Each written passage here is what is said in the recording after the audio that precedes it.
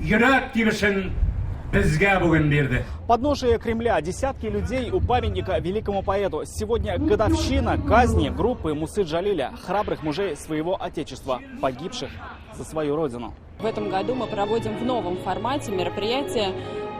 Мы показываем, что творчество, оно и сейчас актуально для молодежи, оно востребовано.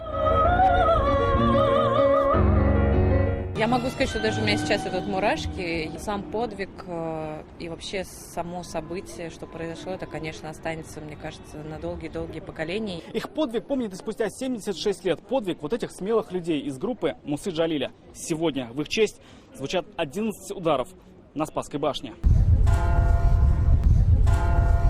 Для меня вот это дни 24, 25, 26, все эти дни тяжелейшие. И я рада, что я всегда приезжаю сюда.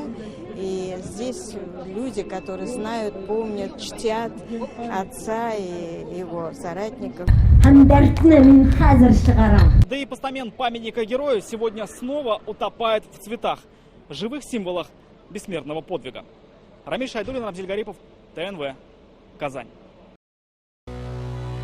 Наша рука помощи вашему бизнесу. Антикризисные предложения. Телефон 843 5 705 100. Көтелмәгән кунак көттөреп кенә интернет челтәрләренә дә килеп җитте.